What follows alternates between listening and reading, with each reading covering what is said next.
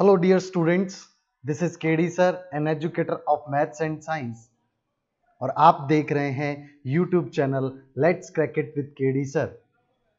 Dear students, 10th RBSC के अंदर जो रिवीजन हमने शुरू किया उसी रिवीजन को आगे बढ़ाते हुए आज हम ज्यामिति यानी कि जियोमेट्री को शुरू करने जा रहे हैं। आप में से बहुत से बच्चों ने मेरे को कमेंट करके बोला था, कईयों ने पर्सनली मेरे को नंबर पे भी सेंड किया था कि सर आप ज्यामिति यानी कि जियोमेट्री का रिवीजन करवाएं। तो आज हम उसी को शुरू करने जा रहे हैं। सबसे पहले हम शुरू कर रहे हैं चैप्टर नंबर 11, प्रश्नावली नंबर 11, जिसे कहते हैं समरूपता या सिमिलरिटी। यहां पर मैं दोनों माध्यमों को कवर करूंगा, दोनों medium, English medium as well as Hindi medium. एक और रिक्वेस्ट, यदि आपको वीडियो अच्छा लग रहा है तो प्लीज इसे लाइक करें, अपने फ्रेंड्स के साथ जरूर शेयर करें। रिवीजन कर रहे हैं हम समरूपता यानी कि सिमिलरिटी का, तो ज्यादा देर न करते हुए आइए शुरू कर रहे हैं समरूपता को यानी कि सिमिलरिटी को। सिमिलरिटी के अंदर सबसे पहले आपको पता होना चाहिए कि सिमिलरिटी का मतलब यानी कि समरूपता का मतलब क्या होता है। ठीक है, यहां पर हमें पढ़ना है त्रिभुज के बारे में। किसके बारे में पढ़ना है बेटा? त्रिभुज के बारे में। त्रिभुज के बारे में क्या? त्रिभुज की सिमिलरिटी को पढ़ेंगे। तो समरूपता के अंदर त्रिभुज की जब समरूपता को पढ़ेंगे तो उसके अंदर आपको सिमिलरिटी का मतलब पता होना चाहिए। यहां पर जो है ना, दो चीजें होती है। देखो, कोई भी अपने फिगर पढ़ते हैं ना, उसकी दो चीजें होती हैं। क्या? एक होती है आकृति और एक होता है आकार। आ रही है बात समझ? ठीक है, आकृति का मतलब जिसे इंग्लिश में कहते हैं शेप, और आकार का मतलब जिसे इंग्लिश में बोलते हैं साइज। ठीक है, अगर हम त्रिभुज के बारे में बात करें तो त्रिभुज जो होता है ना बेटा, इसकी जो शेप होती है ना, वो किस पे डिपेंड करती है? वो कोणों पे यानी कि एंगल्स पे डिपेंड करती है, कोणों पर निर्भर करती है। ठीक है, कौन सा कोण किस टाइप का है इस पे निर्भर करेगा। समझो कोणों पे कैसे निर्भर। अगर आपको बोले कि समकोण त्रिभुज यानी कि राइट एंगल ट्राइंगल बनाना है, तो समकोण त्रिभुज किस टाइप का बनेगा? इस टाइप की शेप बनेगी। ठीक है, अगर आपको बोले कि समबाहु त्रिभुज बनाना है, तो समबाहु त्रिभुज कैसा बनेगा? ऐसा बनेगा। प्रत्येक कोण कितने डिग्री का होगा? 60। समबाहु मतलब इक्विलेटरल ट्राइंगल। अच्छा, ये प्रत्येक एंगल, एवरी एंगल 60 डिग्री का होगा। आपको बोले अधिक कोण बनाना है यानी कि ऑब्ट्यूज एंगल बनाना है, ठीक है, अधिक कोण त्रिभुज बनाना है, तो आपको पता है ये कोण 90 से बड़ा होगा, तो त्रिभुज। तो आप देख सकते हैं तीनों त्रिभुजों की शेप अलग अलग है, आकृति क्या है? अलग अलग है। यानी कि हम बोल सकते हैं कि त्रिभुज की आकृति कोणों पे निर्भर करती है, या कोण कैसा है इस पे निर्भर करती है। ठीक, अब बात करते हैं आकृति की, आकार की यानी कि साइज की। तो ये भुजाओं की लंबाई पे निर्भर करता है। किस पे निर्भर करता है? भुजाओं की लंबाई पर निर्भर करता है कि आपका जो त्रिभुज है उसका आकार कैसा होने वाला है। जैसे कि अगर आपने एक समबाहु त्रिभुज बनाया और समबाहु त्रिभुज की ये भुजा, ये कोण तीनों 60-60 के होंगे, ये 2-2 सेंटीमीटर की भुजा ली।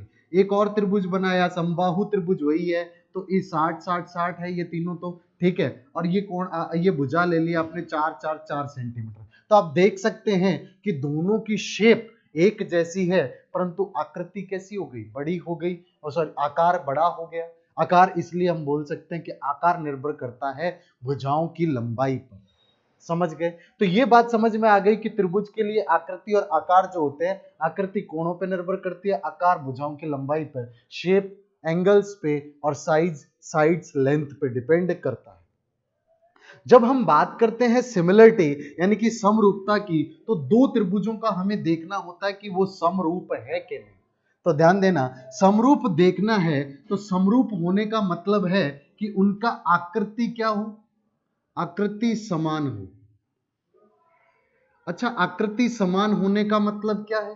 आकृति तो सर कोणों पे निर्भर करती है, मतलब कोण समान हो। क्या समान हो बेटा? कोण समान हो। ठीक, और दूसरी चीज क्या है? आकार। अब आकार में क्या है यहां पर पता है?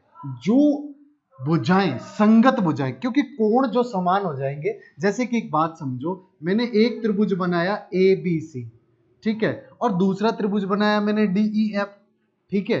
अब आप एक बात बताओ, यदि ए कोण डी कोण के बराबर है, बी कोण ई कोण के बराबर है, सी कोण एफ कोण के बराबर है, तो ये कोण इस कोण के बराबर, ये कोण इस कोण के, तो ए के संगत कोण है डी, बी के संगत कोण है ई, सी के संगत कोण है एफ, तो ए बी के संगत भुजा क्या होगी डीई, और बीसी के संगत भुजा हो गई ई एफ, और एसी के संगत भुजा हो गई डी एफ। तो आप बोल सकते हैं कि ये संगत भुजा ये है, इसके संगत ये है, इसके संगत ये है। तो ये संगत भुजाओं आकार में क्या बोलेंगे हम कि संगत भुजाओं का अनुपात बराबर होना चाहिए। संगत भुजाओं का आकार, भुजाओं का अनुपात क्या होगा, समान होगा। आ रहा है बात समझ? समान होने का मतलब मान लो ये 2 है, ये 3 है और ये 4 है, ठीक है, तो ये 2 है, 3 है और 4 है। अब आप एक बात देखना, ये 2 3 4 है, आपने बनाया ये 4, ये 6 और ये बना दिया 8, सपोज करो इस तरह से आपने बनाया। तो एक बात समझना कि यहाँ पे इसके संगत ये थी, तो इसका और इसका अनुपात आएगा 2/4, इसका और इसका अनुपात आएगा 3/6, इसका और इसका अनुपात आएगा 4/8। तो संगत भुजाओं का अनुपात एक काटेंगे 2, यहां से काटा 2, यहां से काटा 2, तो आप बोल सकते हैं कि इनका अनुपात कितना आ रहा है, 1/2 आ रहा है तीनों का। तो संगत भुजाओं का अनुपात भी क्या हो गया, बराबर। तो यदि कोण भी समान है, संगत भुजाओं का अनुपात भी समान है, इस प्रकार का हम बोलते हैं कि दोनों त्रिभुज क्या है, समरूप।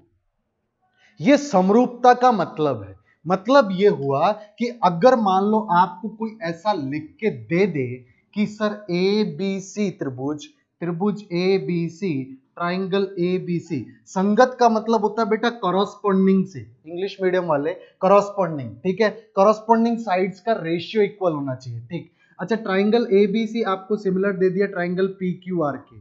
अच्छा, यहां पर साइन कौन सा यूज करते हैं सिमिलरिटी के लिए, ये ठीक बिल्कुल है। आपने पिछले उसमें पढ़ा होगा,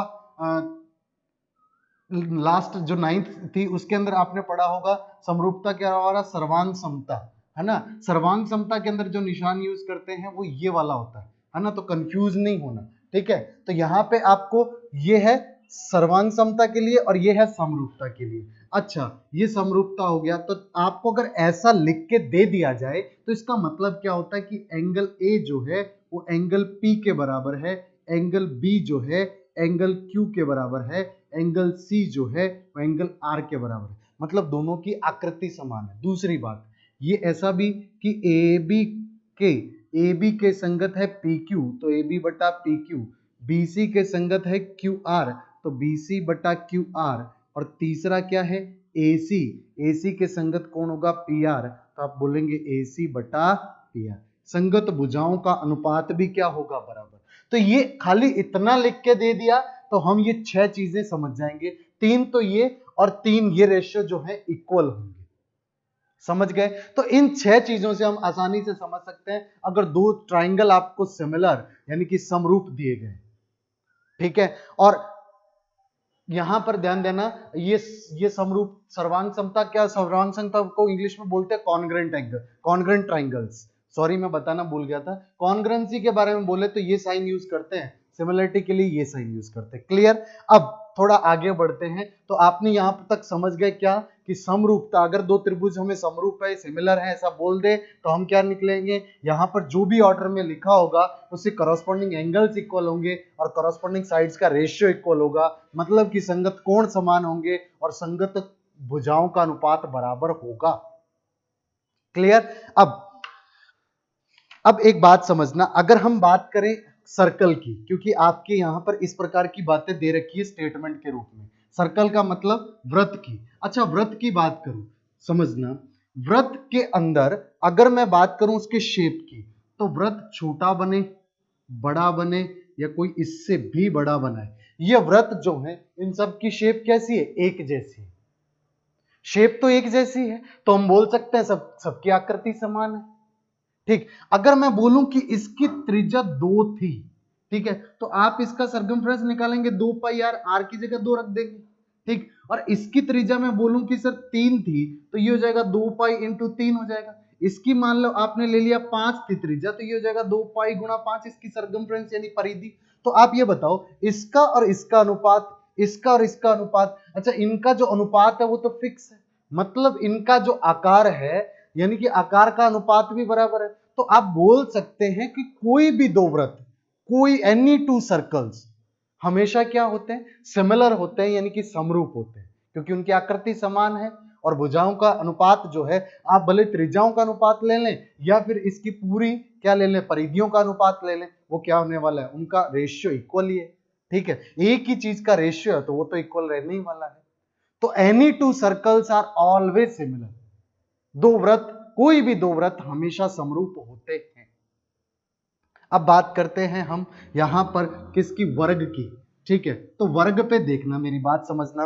वर्ग जो है, मान लो आपने 2 सेंटीमीटर भुजा का एक वर्ग बनाया, ये भी दो, ये भी दो, ये भी दो। ठीक है, दूसरा एक वर्ग बनाया एक बच्चे ने, उसने बना दिया ये भी 4, ये भी 4, ये भी 4, ये भी 4। ठीक है, तीसरा एक बना तो इसकी साइड ले ली उसने 5 5 5 5। ठीक, सबसे पहले इन दोनों की तुलना करो, इन दोनों का कंपेयर करो। अच्छा, स्क्वायर यानी कि वर्ग कोई भी हो, स्क्वायर की शेप हमेशा एक जैसी होगी, जैसी शेप इसकी है वैसी शेप इसकी है, क्योंकि इसका भी एवरी एंगल 90 है, इसका भी एवरी एंगल 90 है, तो सर शेप तो दोनों की एक जैसी है।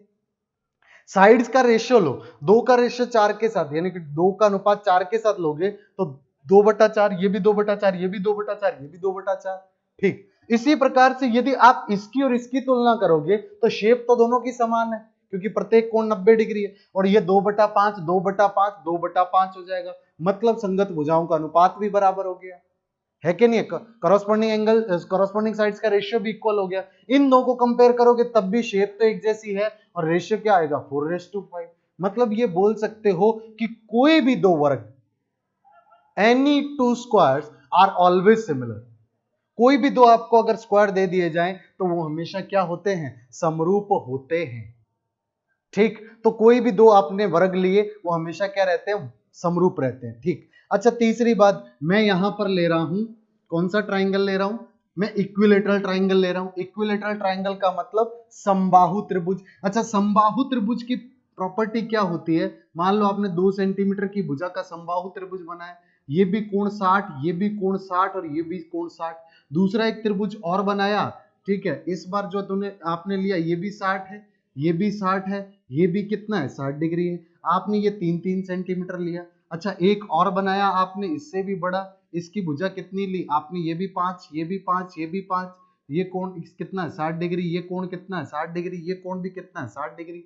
तो देखना जरा, इसकी और इसकी शेप तो एक जैसी हो गई, आकृति एक जैसी हो गई कि नहीं हो गई, क्योंकि प्रत्येक कोण क्या है, बराबर। भुजाओं सन, इसकी भुजा का इससे अनुपात लो 2:3, ये भी 2:3, ये भी 2:3।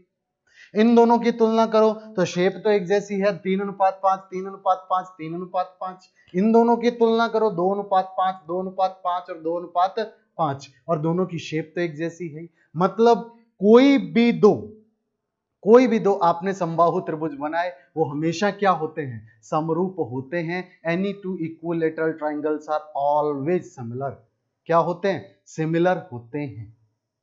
समझ आई बात। तो ये कुछ बातें जो कि आपको पता होनी चाहिए। ठीक है, अगर हम बात करें यहां पर एक्सरसाइज 11.1 जो कि हमें प्रश्नावली 11.1 है, उसमें स्टेटमेंट्स दे रखे हैं। ठीक है, यानी कि हमें कथन दे रखे हैं, हम उन कथनों पे चर्चा करते हैं और उसी के साथ हमारा जो 11.1 है वो खत्म हो जाएगा। तो इसमें सिर्फ कथन है, जैसे कि पहला कथन है, रिक्त स्थानों को पूर्ति कीजिए। आपको फिलर दे रखे हैं, आपको फिलअप करना है। सभी वृत्त डैश होते हैं, all circle are always dash दे रखा आपको, तो यहां पे देखना सभी सर्कल क्या होते हैं, समरूप होते हैं। क्या होते हैं, समरूप होते हैं। ठीक, सेकंड दे रखा है सभी वर्ग समरूप होते हैं, अभी बताया मैंने। ठीक है, all squares are always similar. Third, सभी त्रिभुज समरूप होते हैं। कौन से त्रिभुज समरूप होते हैं, तो कौन से त्रिभुज होते हैं बेटा, ये कौन से, इक्विलेटरल ट्राइंगल जो होते हैं वो सिमिलर होते हैं। इक्विलेटरल का मतलब यहाँ पे क्या है, समबाहु से, समझ गए। ठीक, सब भुजाओं की समान संख्या वाले दो बहुभुज समरूप होते हैं। भुजाओं की समान संख्या, इक्वल साइड्स वाले कोई भी पॉलीगॉन्स हो, इक्वल साइड्स नहीं मतलब नंबर ऑफ साइड्स इक्वल होनी चाहिए दो पॉलीगॉन्स के अंदर, है ना। दो बहुभुज लिए जिसके अंदर भुजाओं की संख्या समान है, जैसे मान लो एक पंचभुज लिया आपने, ठीक है, और दूसरा भी आपने पंचभुज लिया। ठीक है, अब एक बात बताना, ये दोनों बहुभुज हैं, ठीक है, पॉलीगॉन्स है लेकिन दोनों में नंबर ऑफ साइड्स इक्वल है, भुजाओं की संख्या समान है। ठीक, ऐसे दोनों की अगर आपको देखना है कि ये दोनों समरूप है कि नहीं तो कैसे देखेंगे? सेम तरीका, यहां पर कोण जो है वो समान होने चाहिए।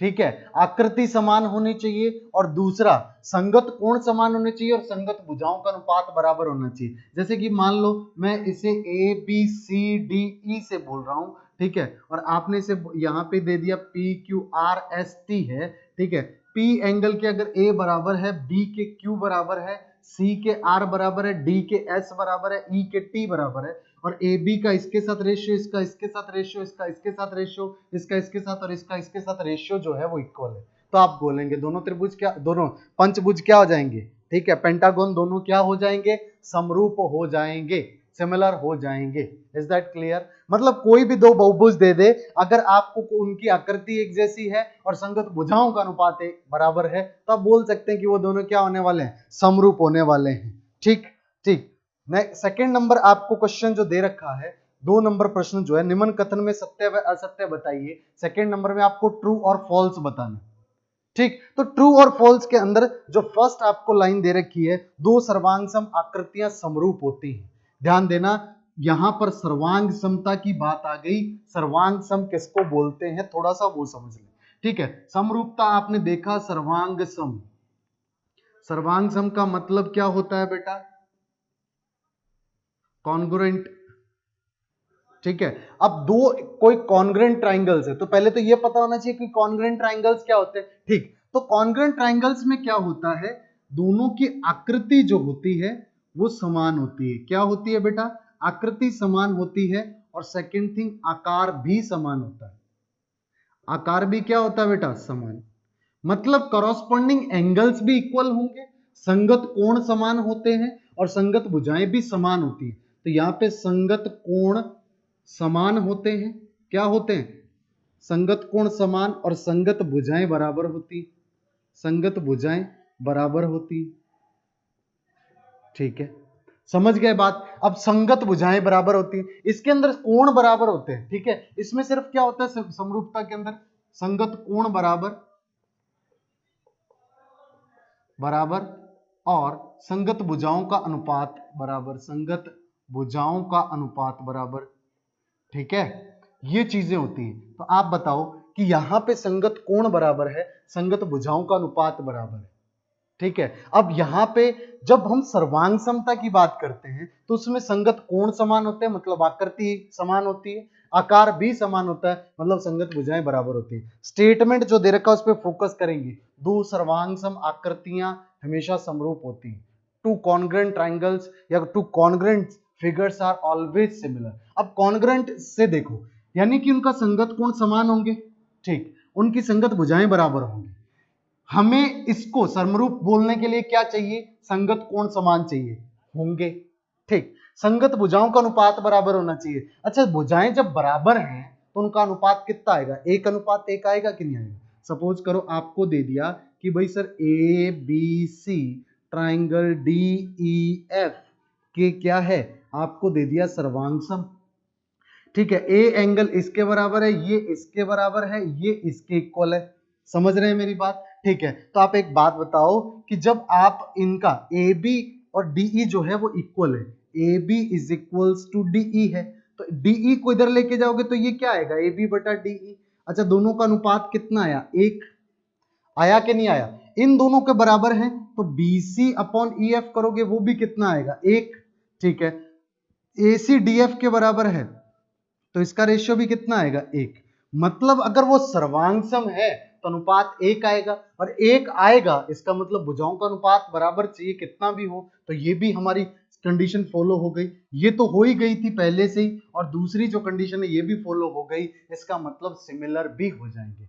जो भी दो आकृतियां समरूप होती हैं, ठीक है, सॉरी सर्वांग सम होती हैं, वो समरूप भी होती हैं। ठीक है, आप ध्यान रखेंगे कि if any two figures are congruent then they are similar. Clear? Second statement आपको दे रखा है, दो समरूप आकृतियां सर्वांग सम होती हैं। उल्टा, दो समरूप हैं। समरूप होने का मतलब कोण बराबर है, ठीक, भुजाओं का अनुपात बराबर है। ठीक है, तो यहां पर हमें सर्वांग सम होती है ये बताना है। तो सर्वांग सम होने के लिए कोण समान होने चाहिए, बिल्कुल है, लेकिन संगत भुजाएं समान होनी चाहिए। पर यहां तो अनुपात बराबर है ना, तो अनुपात बराबर है तो अनुपात का मतलब तो ये हो गया कि भुजा बड़ी छोटी हो सकती है कि नहीं। मान लो अगर ये दो कोई भी त्रिभुज है, उनकी संगत भुजाओं का अनुपात दे रखा है, मान लो ए बी अपॉन, जैसे देख लो A B upon P Q, B C upon Q R बराबर ए सी अपॉन में पी आर, ठीक है। वो आपको कितना दे दिया, वो आपको दे दिया 1:2। इसका मतलब क्या हुआ कि साइड्स की लेंथ डबल है, पी क्यू क्यू आर और पी आर जो है वो ए बी से ये डबल है, क्यू आर इससे डबल है, ए सी इससे डबल है, मतलब कि बराबर तो नहीं हुई ना। इसका मतलब क्या हुआ कि यहां पर जब आपको समरूप दे दिए तब उनकी भुजाएं बराबर नहीं होंगी, और अगर भुजाएं बराबर नहीं होंगी तो हम उन्हें सर्वांग सम नहीं बोल सकते। बोल सकते हैं क्या, नहीं बोल सकते। We can not say, because if two triangles, if two shapes are similar then they are congruent, this statement is totally false. Clear, ये स्टेटमेंट जो है एक गलत होगा, क्योंकि यहां पर अगर सिमिलर है तो शेप बराबर होगी, लेकिन करस्पॉन्डिंग साइड्स का रेशियो इक्वल होगा। हमें करस्पॉन्डिंग साइड्स इक्वल चाहिए। कॉन्ग्रुएंट यानी कि सर्वांग सम बोलने के लिए क्या चाहिए, इक्वल चाहिए। समझ गए बात। थर्ड स्टेटमेंट जो है, दो बहुभुज समरूप होते हैं यदि उनकी संगत भुजाएं समानुपाती हो। दो बहुभुज समरूप होते हैं, अभी अभी पहले मैंने बताया था बहुभुज यानी कि पॉलीगॉन्स। अच्छा, दो पॉलीगॉन्स जो हैं वो समरूप होते हैं यदि उनकी क्या हो, संगत भुजाएं क्या हो, समानुपाती हो। समानुपाती का मतलब समान अनुपात हो। तो एक बात बताना, अगर आप ये है इस टाइप से दे रखा है, ठीक है, दो पंचभुज ले लिए, पंचभुज लिए हमने, पेंटागॉन्स लिए, इसने कोई भी दो पॉलीगॉन्स के बारे में बोल रहा, बहुभुज के बारे में बोल रहा। मैंने एक लिया ए बी सी डी ई लिया, दूसरा लिया P Q R S T. अब ये corresponding side A B P E का जो रेशियो है वही बी सी क्यू आर का रेशियो, वही सी डी आर एस का रेशियो है, वही इसका इसके साथ रेशियो, वही इसका इसका साथ रेशियो, यानी कि आपको समानुपाती दे रखे, दे रखे है कि नहीं दे रखे। लेकिन आपको ये काम बोल रहा है कि इसके कोण भी बराबर होंगे, क्योंकि हमें तो कोण भी इक्वल चाहिए ना, करस्पॉन्डिंग एंगल्स भी इक्वल चाहिए अगर हम समरूप बोलना चाहते हैं। तो इसका मतलब कि कोई भी दो बहुभुज समरूप नहीं होंगे यदि सिर्फ उनकी संगत भुजाएं समानुपाती हो। हमें उनकी संगत भुजाएं समानुपाती के साथ साथ उनकी जो कोण है वो इक्वल भी चाहिए, मींस करस्पॉन्डिंग एंगल्स भी इक्वल होने चाहिए और करस्पॉन्डिंग साइड्स का रेशियो भी इक्वल होना चाहिए। Then only we can say that two polygons are similar. Is that clear? ठीक, नेक्स्ट वहां पे स्टेटमेंट दे रखा है, दो बहुभुज समरूप होते हैं, दो बहुभुज समरूप होते हैं यदि उनकी संगत भुजाएं समानुपाती, संगत कोण बराबर हो। बिल्कुल, अभी मैंने यही बोला क्या, कि संगत भुजाएं समानुपाती हैं और संगत कोण समान है, तो आप बोल सकते हैं कि दो बहुभुज समरूप होंगे। इफ टू पॉलीगॉन्स गिवन है, पॉलीगॉन्स के करस्पॉन्डिंग एंगल्स इक्वल हैं और करस्पॉन्डिंग साइड्स का रेशियो इक्वल है, तो ये दोनों कंडीशन को फुलफिल कर रहा है, तो हम बोल सकते हैं कि both polygons are similar. Next statement है फिफ्थ नंबर स्टेटमेंट, 5 नंबर कथन दे रखा है, दो बहुभुज समरूप होते हैं यदि उनके संगत कोण बराबर हो। दो बहुभुज समरूप होते हैं, ठीक है, यदि उनके संगत कोण बराबर हो। टू पॉलीगॉन्स जो होते हैं वो सिमिलर होते हैं if there corresponding angles are equal. नहीं, एंगल्स सिर्फ इक्वल है, करस्पॉन्डिंग साइड्स का रेशियो भी तो इक्वल चाहिए। क्लियर? तो हम यहां से कोई जस्टिफाई नहीं कर सकते कि अगर करस्पॉन्डिंग एंगल्स इक्वल होंगे, संगत कोण बराबर होंगे, तो संगत भुजाओं का अनुपात भी बराबर होगा, नहीं बोल सकते। तो मतलब हम ये कह सकते हैं कि सिर्फ अगर कोण बराबर हैं तो उनके भुजाएं बराबर, भुजाओं का रेशियो, बहुभुजों का भुजाओं का अनुपात बराबर होगा कि नहीं होगा, हमें नहीं पता। इसीलिए ये जो कथन है ये असत्य है, यानी कि फॉल्स है। क्लियर? नेक्स्ट आपको बोला है कि कोई भी दो, आप दो उदाहरण आकृतियां बनाइए समरूप आकृतियों के, तो कोई भी बना दीजिए, दो स्क्वायर बना दीजिए, ठीक है, दो समबाहु त्रिभुज बना दीजिए, ठीक है, आप दो वर्ग बना दें, ठीक है, आकृतियां बनानी है आपको तो दो वर्ग बना दें, ठीक है, वर्ग की प्रत्येक भुजा समान होती है, प्रत्येक कोण 90 डिग्री का होता है, ठीक है, इसकी कोई भी भुजा ले लें और दूसरा वर्ग बना दें, ठीक है, ये भी वर्ग है। तो एक तो ये आकृति हो गई कि नहीं हो गई बेटा? ठीक है। और दूसरी आकृति भी की मैं बात करूं तो दूसरी आकृति आप क्या बना दे, समबाहु त्रिभुज इक्विलेटरल ट्राइंगल बना दे, ठीक है। तो ये हो जाएंगे दो इक्विलेटरल ट्राइंगल, समझ गए। इक्विलेटरल ट्राइंगल में एवरी एंगल कितने डिग्री एंगल होता है, 60 डिग्री, ठीक है। और यहां पर इसकी साइड मान लो 2 2 2 लिख दो, इसकी 3 3 3 लिख दो, ठीक है। तो आप बोल सकते हैं कि these two triangles are similar because ये दोनों क्या हैं, दोनों के दोनों इक्विलेटरल ट्राइंगल है, समबाहु त्रिभुज है, इसीलिए दोनों ट्राइंगल क्या होंगे, समरूप होंगे, यानी कि सिमिलर होंगे। तो ये थी आपकी एक्सरसाइज 11.1 जो कि काफी अच्छी थी, काफी बेसिक्स थे, ठीक है। कल से हम यहां पर आगे जो थ्योरम्स हैं उन पे डिस्कस करेंगे। अगर आपने अभी तक इस चैनल को सब्सक्राइब नहीं किया तो प्लीज सब्सक्राइब कर लो। उम्मीद कर रहा हूं हर छोटी से छोटी बात अच्छे से समझ आ रही होगी। ध्यान रखना। Thank you very much.